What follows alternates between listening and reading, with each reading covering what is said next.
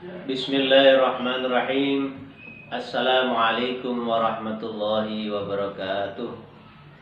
Alhamdulillahirabbil alamin wassalatu wassalamu ala asrofil anbiya'i wal mursalin sayyidina Muhammadin wa ala alihi washabbihi ajma'in. Subhanaka la ilma lana illa ma 'allamtana innaka antal alimul hakim. Rabbi shrah li sadri wa yassir li amri wahlul 'uqdatam min lisani yafqahu qawli. Allahumma shalli wa sallim ala sayyidina Muhammadin wa ala alihi wa sahbihi ajma'in. Amma ba'du.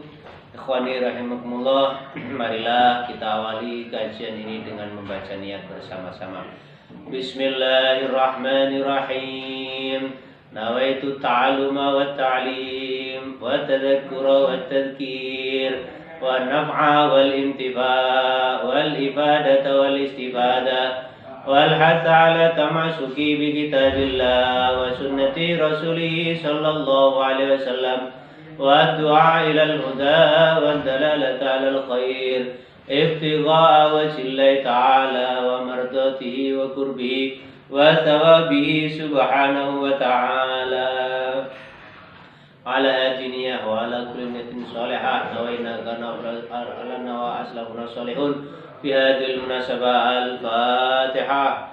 A'udzu billahi minasy syaithanir rajim. Bismillahirrahmanirrahim. Alhamdulillahi rabbil alamin arrahmanir rahim maliki yaumiddin. Iyyaka na'budu wa iyyaka nasta'in. Ihdinas siratal mustaqim. Siratal ladzina an'amta 'alaihim ghairil maghdubi 'alaihim waladdallin. Amin.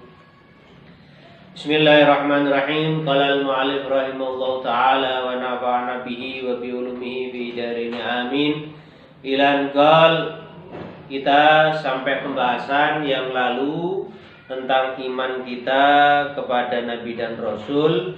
Maka saat ini kita lanjutkan. Yang lalu kita sudah tahu bahwasanya apa itu Nabi, apa itu Rasul, apa tujuan Allah mengutus Nabi dan Rasul itu. Dan sekarang setelah Allah Subhanahu wa ta'ala mengutus Nabi dan Rasul, ternyata Allah memberikan keistimewaan atau kelebihan-kelebihan pada diri Rasul. Apa yang pertama? Wa ayyadahu bil mu'jizatid dhahiratil bahirati wa 'adhamuha wa adwamuha al-Qur'anul 'azim. Dan Allah memperkuat, wa ayyadahu, dan memperkuat para nabi dan rasul itu bil mu'jizatid dhahiratil bahirah, dengan mu'jizat-mu'jizat yang jelas, al-bahirah, dan mengagumkan. Jadi di sini pada kitab Risalah Jami'ah ini disebutkan bahwasannya Nabi dan Rasul itu selain diutus oleh Allah, maka Allah sendiri dengan zatnya yang maha kudrah, yang maha kodrat, yang maha menentukan, memberikan kelebihan pada Nabi. Kalau seperti itu, pertanyaan kita, mukjizat itu apa? Coba ikhwani semuanya, kita tahu mukjizat, terkadang kita tahu akan karomah, terkadang kita tahu akan istidraj. Nah, dari sisi definisinya kira-kira apa? Ternyata para ulama itu juga mendefinisikan tentang mukjizat. Apa itu mukjizat? Di sini disebutkan al-mu'jizatu, adapun mukjizat itu disebutkan kullu amrin khariqin lil adati yadharu lin nabiyyi ala sabilit tahaddi wal i'jaz wa khawariqil adati. Dan bahwasanya mukjizat itu apa? Kullu amrin, setiap suatu perkara, khariqin lil adah, khariqin lil adah, yaitu di luar jangkauan adat atau kebiasaan manusia. Jadi luar biasa. yadharu lin nabi, yang tampak pada nabi, ala sabil tahaddi wal i'jaz, yang di situ disebutkan karena ada suatu hal yang tahaddi, yang sangat diperlukan, wal i'jaz, yang sangat menakjubkan.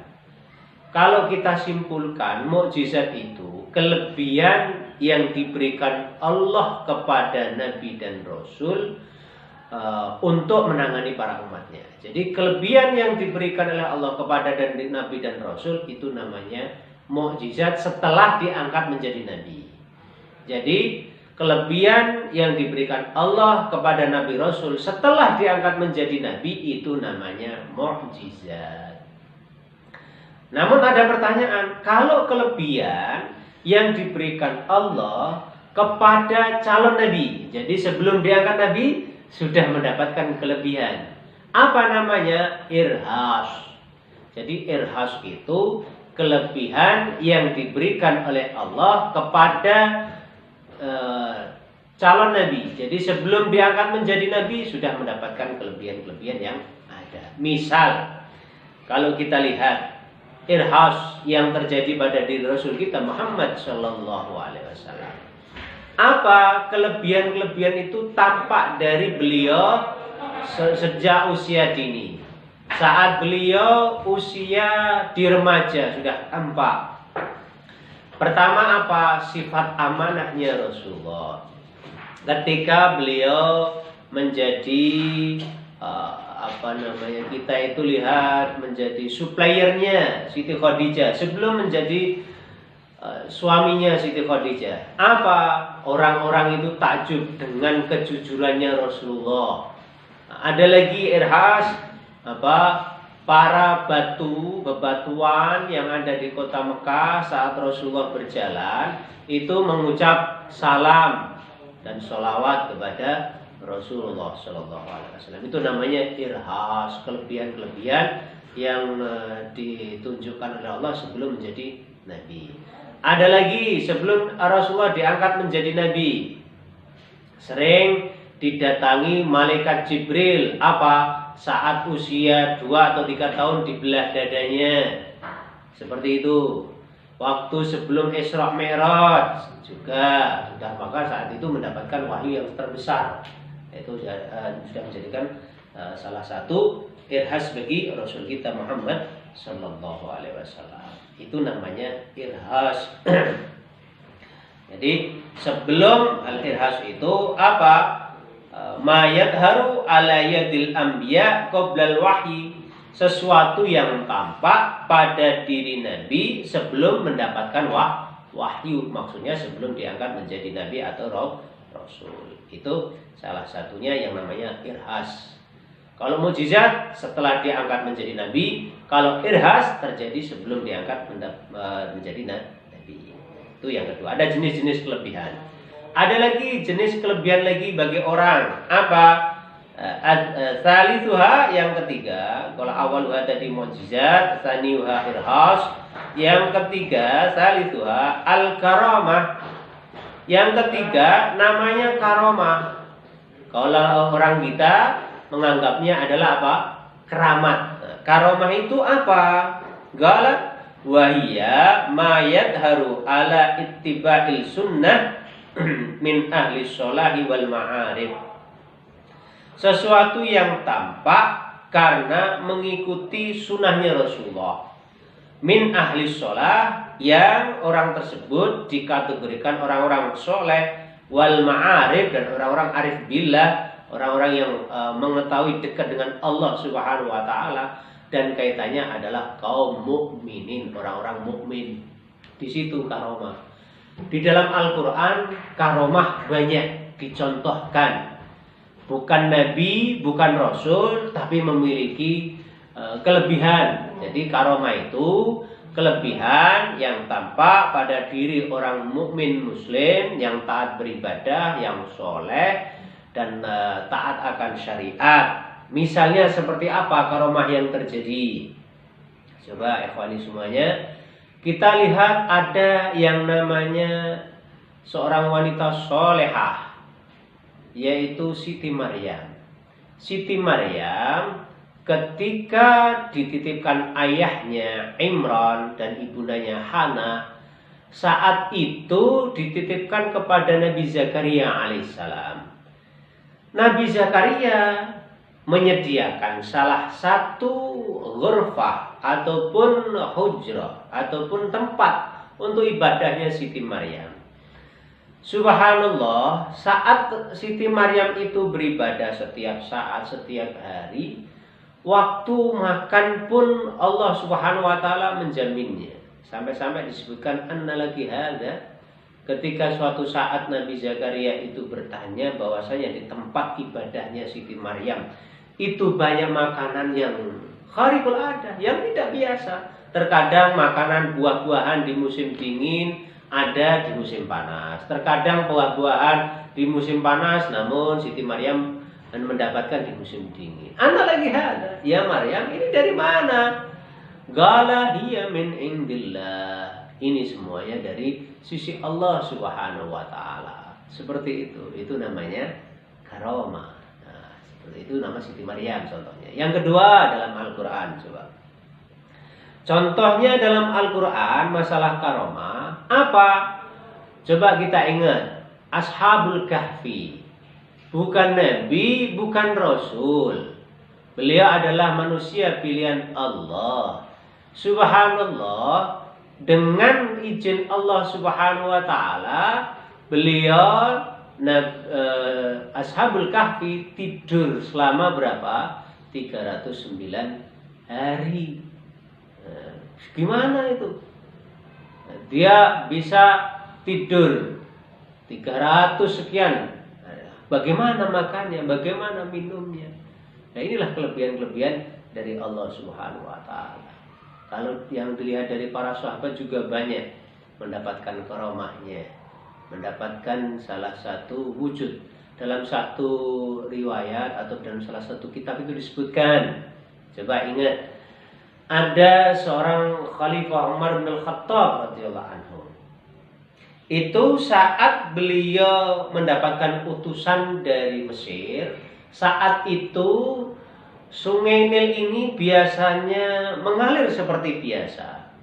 Namun di saat beliau mendapatkan tamu dari Mesir itu, ada salah satu adat jahiliyahnya. Ketika Sungai Nil itu tidak mengalir seperti biasanya, menurut pendapatnya penduduk sana harus dikasih tumbal, yaitu seorang yang dimasukkan ataupun dibunuh, disembelih atau bagaimana caranya saat itu.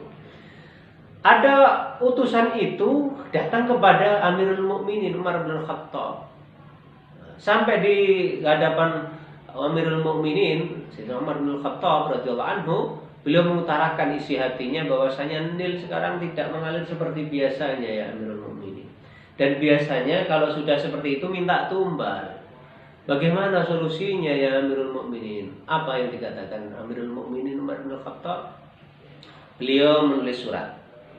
Setelah menulis surat, mengatakan nanti kirim salam kepada Sungai Nil dan surat ini apa? Lemparkan ke Sungai Nil.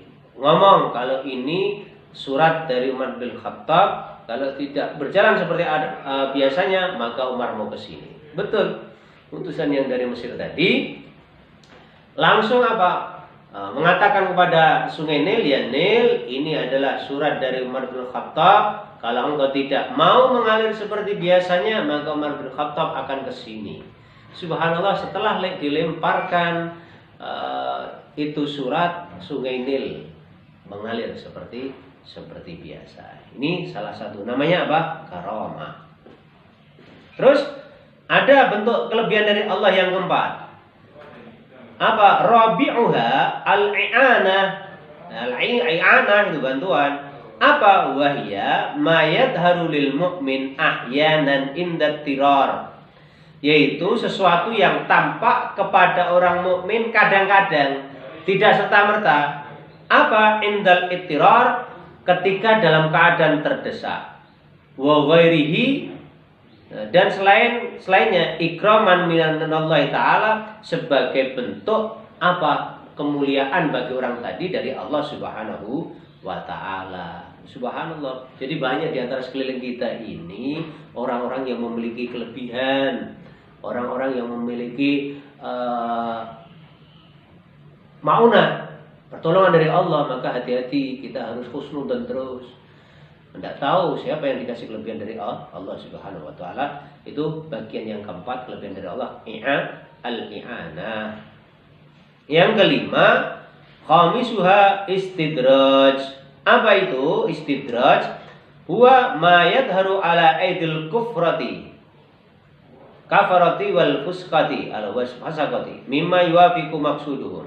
Sesuatu yang tampak kelebihannya pada diri orang kafir dan orang fasik. Mimma yuwafiqu maqsuduhum, yang kebetulan itu sesuai dengan maksudnya. Misalnya banyak orang-orang kafir, orang-orang fasik itu memiliki kelebihan.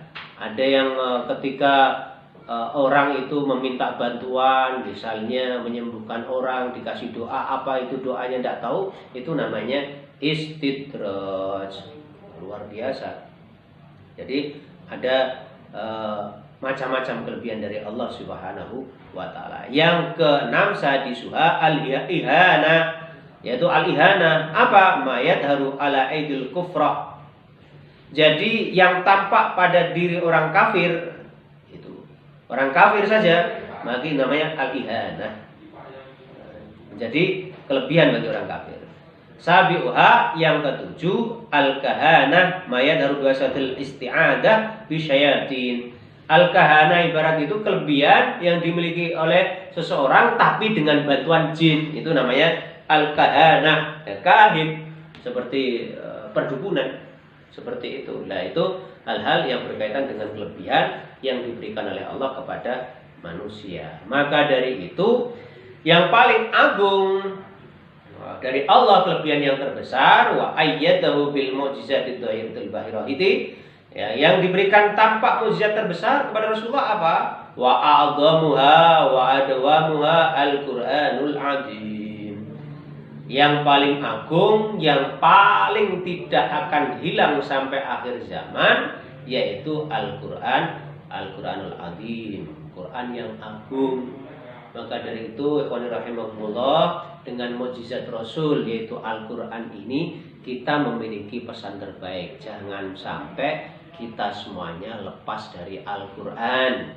Jangan sampai kita lepas dari sunnah. Jangan sampai kita lepas dari kalamnya para aslafun as-solehun, para ulama, para salaf soleh. Jangan lepas kita ini dari guru-guru kita yang akan membimbing kita, baik jasmani kita ataupun rohani kita. Mudah-mudahan dari kelebihan yang diberikan oleh Allah kepada para hambanya ini, kita bisa belajar. Sekarang pertanyaan kita, kelebihan apa yang kita miliki? Belajar tidak terlalu sungguh-sungguh. Kadang-kadang yang mengajar, kadang-kadang kita ini ada sedikit godaan kemalasan. Kadang-kadang kita ini malah tidak belajar sama sekali. Maka dari itu pesan terakhirnya, jadilah kita semuanya orang alim.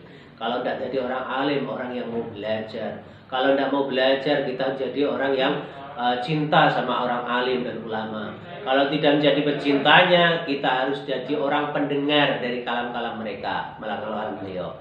Jangan sampai jadi orang kelima. Apa? Sudah tidak alim, sudah tidak mau belajar, sudah tidak mau menjadi pecintanya, sudah tidak mau menjadi pendengarnya. Fatahlik, maka kita akan hancur. Na'udzubillah min dzalik. Mudah-mudahan Allah Subhanahu wa taala memberikan kesempatan bagi kita semuanya, kelebihan bagi kita semuanya, sehingga kita bisa mudah untuk melaksanakan syariat Allah dan merayakan syariat Rasul kita Muhammad sallallahu alaihi wasallam. Insyaallah kita lanjutkan pertemuan yang akan datang. Kita akhiri subhanakallahumma wa bihamdika asyhadu an la ilaha illa anta astaghfiruka wa atubu ilaik. Assalamualaikum warahmatullahi wabarakatuh.